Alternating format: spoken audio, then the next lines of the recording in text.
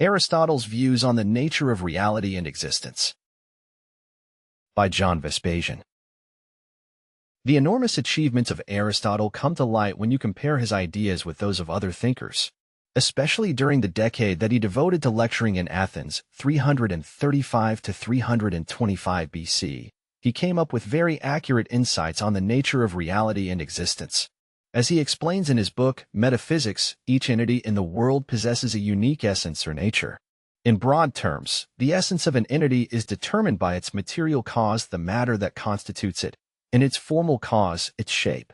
In addition, when entities move, we can also speak of their efficient cause, the force that moves them, and final cause, the purpose that they want to achieve. Aristotle considered that, by analyzing the material, formal, efficient, and final cause, we can identify the essence of entities in particular and of existence in general. Potentiality and Aristotle's views on the nature of reality. To make his analysis even more accurate, Aristotle used the additional concepts of potentiality and actuality. Those are meant to identify changes in substances or living creatures. For instance, a piece of wood has the potential of becoming a toy, but won't turn into a toy until a human being takes action and gives the wood a specific shape, for instance by carving it. When the wooden toy is finished, we can say that the potential has been actualized. The Aristotelian concepts of potentiality and actuality prove very useful in character development or personal growth.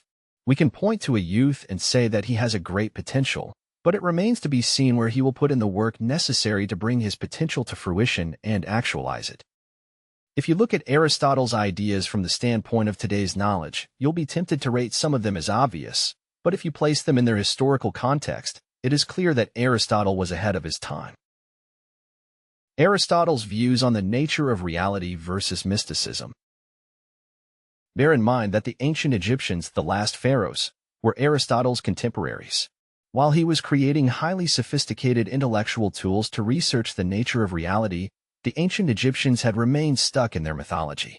The Egyptian understanding of reality revolved around the concept of Mahat, cosmic harmony, truth, and justice. They viewed Mahat as the guiding force of the universe in general and of human action in particular. For the ancient Egyptians, reality is the outcome of divine actions. The events taking place in human life are driven by the passions and whims of deities. To progress in life or achieve some goal, ancient Egyptians performed religious rituals, prayed, and donated money to the priests. Their way of getting things done was to predispose the deities in their favor. Their philosophy was profoundly irrational and their rituals nonsensical, but they just didn't know any better. They devoted their life savings to digging luxurious tombs, where they expected to attain eternal life for their soul. Ancient Egyptians believed in an afterlife where their soul would undergo judgment to see if it had behaved according to Mahat, truth, and justice. The objects gathered in their tombs were meant to help their soul live comfortably in the afterlife. Aristotle's views on the nature of reality lead to tangible achievements. No wonder that the ancient Egyptians progressed very little in 3,000 years. Their living standards, rather miserable as a whole, remained practically unchanged. No technological developments, no inventions, no philosophy, no thinking. Their whole capital was consumed by mummification, tomb construction, and making jewelry for use in the afterlife.